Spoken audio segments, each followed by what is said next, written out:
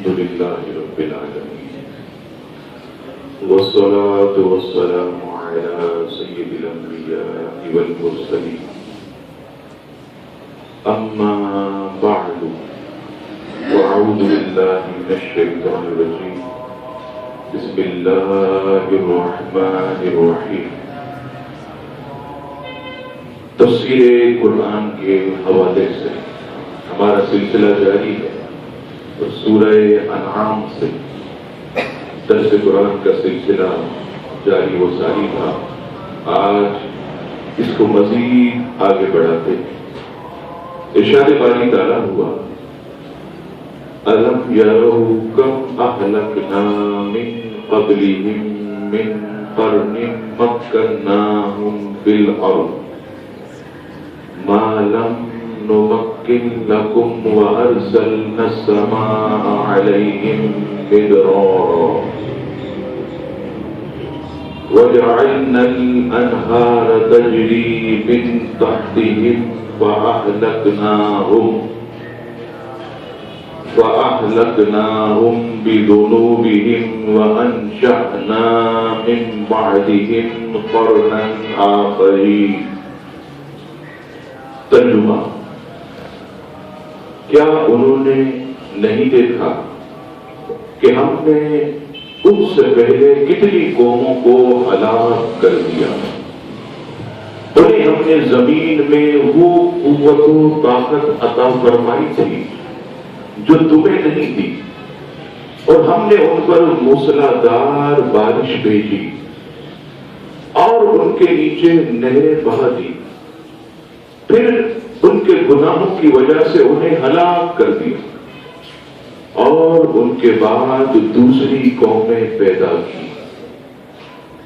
عزیزان گرامی، مفسرین فرماتے ہیں کہ اس آیت میں سابقہ قوموں کا عبرتناک انجام بیان کر کے انہیں نصیحت کی جا رہی ہے. چنانچہ ارشاد فرمایا کہ کیا شام اور دیگر ملکوں کی طرف سفر کے دوران کفار مکہ نے نہیں دیکھا کہ ہم نے ان سے پہلے کتنی قوموں کو ہلاک کر دیا. اے اہل مکہ، ہم نے انہیں زمین میں وہ طاقت و قوت عطا فرمائی تھی جو تمہیں بھی نہیں تھی، اور انہیں جب ضرورت پیش آئی تو ہم نے ان پر موسلادھار بارش بھیجی جس سے ان کی کھیتیاں شاداب ہوئی اور ان کے درختوں اور رہائش گاہوں اور محلات کے قریب نہریں بہا دی، جس سے باغ پرورش پائے، پھلوں کی کثرت ہوئی، اور اس کے علاوہ دنیا کی زندگانی کے لیے عیش و راحت کے اسباب بہم پہنچے. لیکن جب انہوں نے انبیاء کرام علیہ السلام کی تکذیب کی اور ان کے احکامات کو جھٹلا دیا تو پھر ہم نے ان کے گناہوں کی وجہ سے انہیں ہلاک کر دیا، اور ان کی یہ جاہ و حشمت اور ساز و سامان انہیں ہلاکت سے نہ بچا سکا. اور ان کے بعد ہم نے پھر دوسری قومیں پیدا کر دی اور دوسرے لوگوں کو ان کا جانشین بنا دیا. ان کا عبرتناک انجام دیکھ کر تم بھی نصیحت حاصل کرو اور سابقہ کفار والی روش اختیار نہ کرو، ورنہ تم پر بھی ایسا ہی عذاب آ سکتا ہے.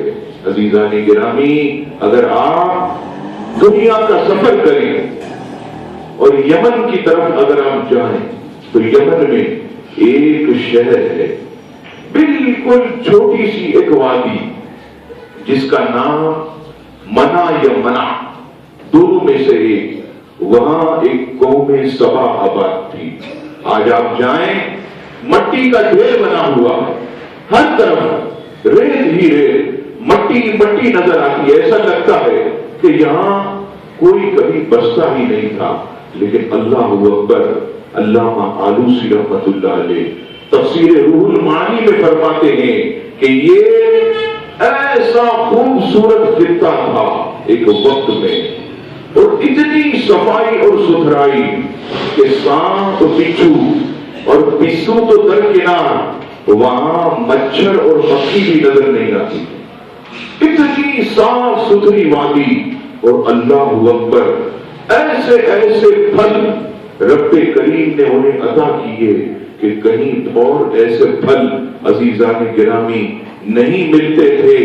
لیکن کیا ہوا، اس خطے کے لوگ نافرمانی میں مبتلا ہو گئے۔ اس خطے کا بادشاہ، آپ جانتے ہیں کہ جب آدمی کو دنیا کی ساری آسائشیں مل جائیں تو پھر وہ اللہ کو بھول جاتا ہے، وہ اپنے آپ کو بہت طاقتور سمجھنے لگ جاتا ہے۔ وہی حال اس قوم کا ہوا کہ وہاں کے بادشاہ نے کیا کیا، اس کا جب بیٹا مرا، تو جب اس کا بیٹا مرا، جوان لڑکا مر گیا، آپ جانتے ہیں رب نے ہی عطا کیا تھا، رب نے ہی لے لیا، اس میں ناراض ہونے کی کیا ضرورت ہے؟ لیکن اس بادشاہ نے کیا کیا، اپنے جوان لڑکے کی موت پر اللہ تبارک و تعالیٰ کی توہین کی اور آسمان کی طرف تھوک دیا۔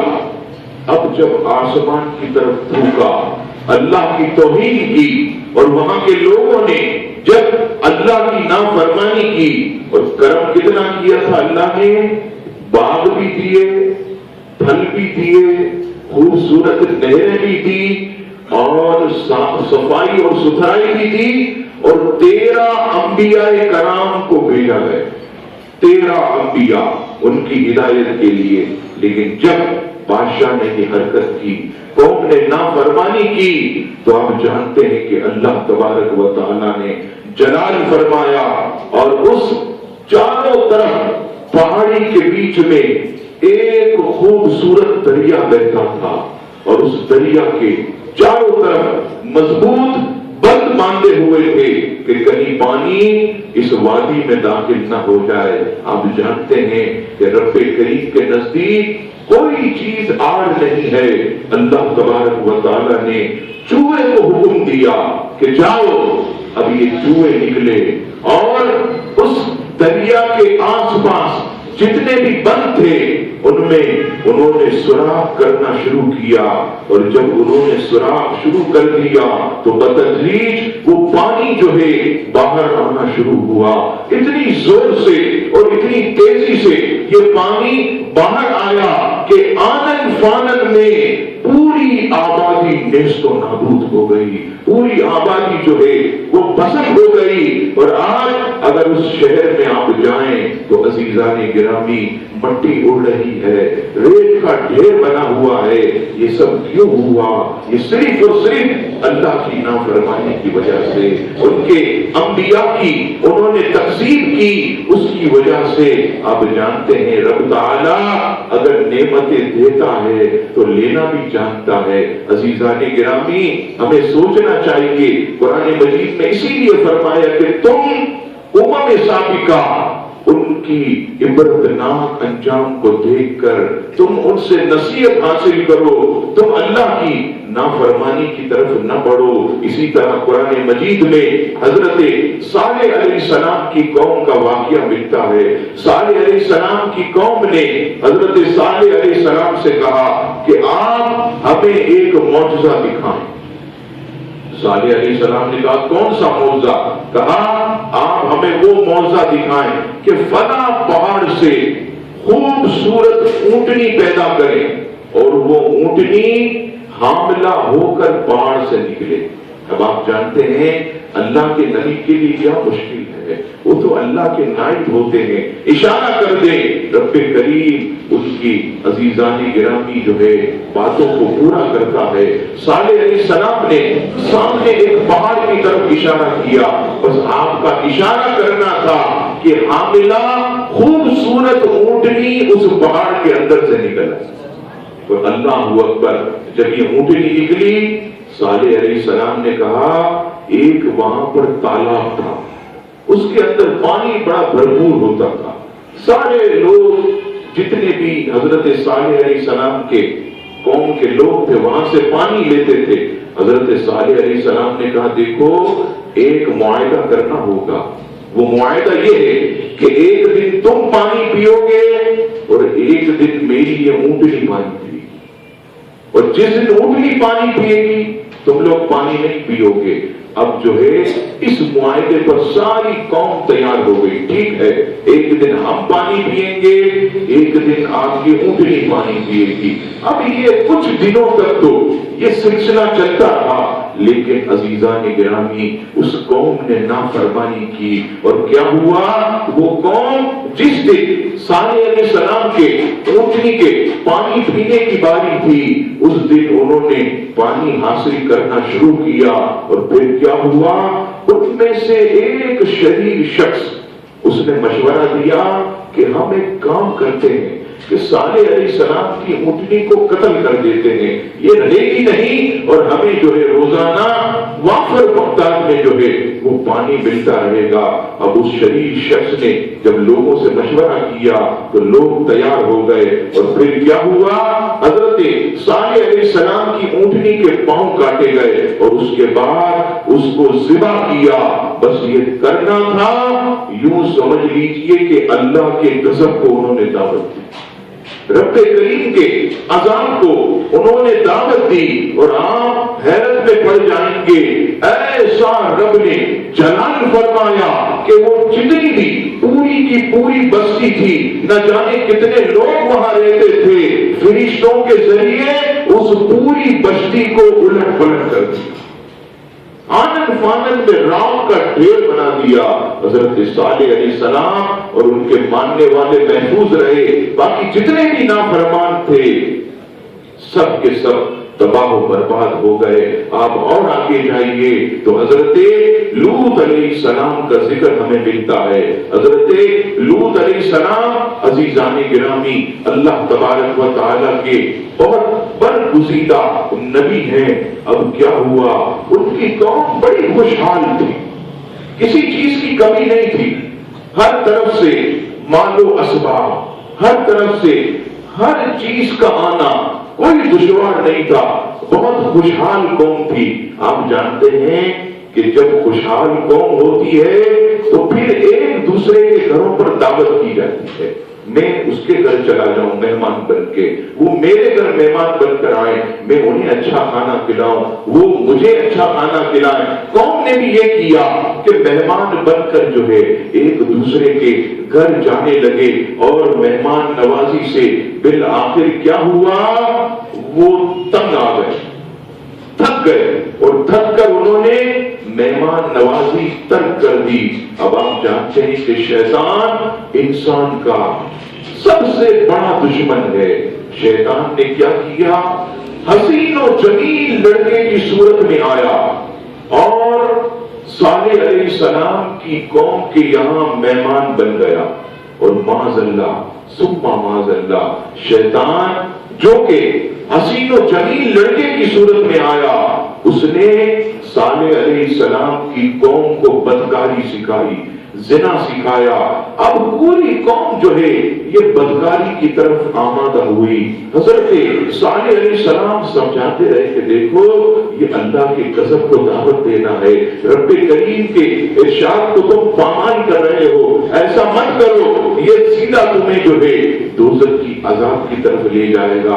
صالح علیہ السلام کی قوم عزیزان گرامی کسی صورت نہیں مانی۔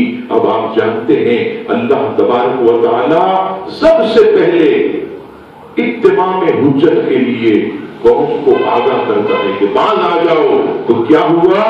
پھر حضرت لوط علیہ السلام کے یہاں حضرت جبرائیل علیہ السلام 3 فرشتوں کو لے کر، اور وہ 3 فرشتے حسین و جمیل لڑکے، نو خیس جسے امر کہا جاتا، ایسے حسین و جمیل لڑکے بن کر وہ فرشتے آئے اور حضرت لوط علیہ السلام کے مکان میں تشریف لے گئے۔ اب قوم کو پتا چلا، وہ تو معاذ اللہ دیوانی تھی، حسین و جمیل لڑکوں کی ڈھونڈتی تھی اور بدکاری کرتی تھی۔ اب جب حضرت لوط علیہ السلام کے مکان میں وہ داخل ہوئے، اب اپنے مکانوں سے لوط علیہ السلام کے مکانوں میں جھانکنے لگے۔ حضرت لوط علیہ السلام پریشان ہو گئے کہ یہ میرے مہمان ہیں، انہیں کوئی تکلیف نہیں پہنچنی چاہیے۔ حضرت لوط علیہ السلام ابھی یہ بات سوچ ہی رہے تھے کہ کہیں یہ قوم میرے مہمانوں کو تکلیف نہ دے، اچانک ان پر منکشف ہو گیا کہ یہ کوئی انسان نہیں ہے، یہ اللہ تعالیٰ نے آپ کی قوم کے لیے آزمائش کے لیے 4 فرشتوں کو بھیجا ہے، ایک حضرت جبریل ہے اور 3 ان کے ساتھ فرشتے ہیں۔ اب عزیزان گرامی، حضرت جبرائیل علیہ السلام نے عرض کی کہ حضور ہم اللہ کی فرشتے ہیں اور اس قوم پر عذاب لے کر آئے ہیں، آپ اور جتنے بھی آپ کے ماننے والے ہیں وہ صبح ہونے سے پہلے اس راستے سے کوچ کر جائیں گے، یہاں سے چلے جائیے۔ حضرت لوط علیہ السلام نے اہل ایمان ساتھیوں کو اپنے ساتھ لیا اور لے کر چلے گئے۔ حضرت جبرائیل علیہ السلام اپنی اصلی حالت میں آ گئے۔ اب عزیزان گرامی، یہ آپ جانتے ہیں کہ اس قوم نے ان فرشتوں کو بھی نہ چھوڑا اور ان کے ساتھ بھی جب بدکاری کا ارادہ کیا، اللہ اکبر، اللہ تبارک و تعالیٰ کو جلال آ گیا۔ حضرت جبرائیل علیہ السلام کو حکم دیا، حضرت جبرائیل علیہ السلام نے اپنے پاؤں پر پوری بستی کو اٹھا لیا اور اٹھانے کے بعد جیسے ہی ہوا میں بلند ہوئے اپنے پروں کو ایسے گھما دیا، ساری بستی جتنی نافرمان تھی آنن فانن میں ٹکڑے ٹکڑے ہو کر سب کی سب نیست و نابود ہو گئی، سب کی سب جو ہے عزیزان گرامی ختم ہو گئی، ایک شخص بھی نہ بچا، ایک نافرمان بھی نہ بچا۔ آپ نے دیکھا کہ جب اللہ تعالیٰ کی نافرمانی ہوتی رہی کس قدر جو ہے اللہ کے عذاب آتے رہے۔ حضرت شعیب علیہ السلام کی قوم نے ناپ تول میں کمی کی، اللہ تبارک و تعالیٰ نے انہیں بھی جو ہے ہدایت کے لیے بہت سے مواقع فراہم کیے، لیکن جب وہ باز نہ آئی تو حضرت شعیب علیہ السلام کی قوم پر آسمانوں سے پتھر برسائے گئے، اتنے پتھر برسائے گئے، اتنے پتھر برسائے گئے کہ قوم چکنا چور ہو گئی۔ آپ اور آگے جائیں گے قوم عاد و ثمود کی طرف، کتنے بڑے بڑے قدامت لوگ، آپ کو حیرت ہوگی کہ ہماری جو 3-3 منزلہ عمارتیں ہیں اس کے برابر قدامت آدمی قوم عاد و ثمود کے اتنے جاندار اور طاقتور، اور ان کے مکانات آپ دیکھیں پہاڑوں کو کاٹ کاٹ کر وہ مکان بنایا کرتے تھے۔ جب انہوں نے نافرمانی کی اللہ کے نبی نے سمجھایا، دیکھو تم اللہ کے غضب کو دعوت مت دو۔ وہ سمجھے ارے ہم تو اتنے لمبے چوڑے ہیں، ہمیں کیا عذاب آئے گا، ہمارے مکانات تو بڑے بڑے پہاڑوں میں ہیں، ہمارا کوئی کچھ نہیں کر سکتا۔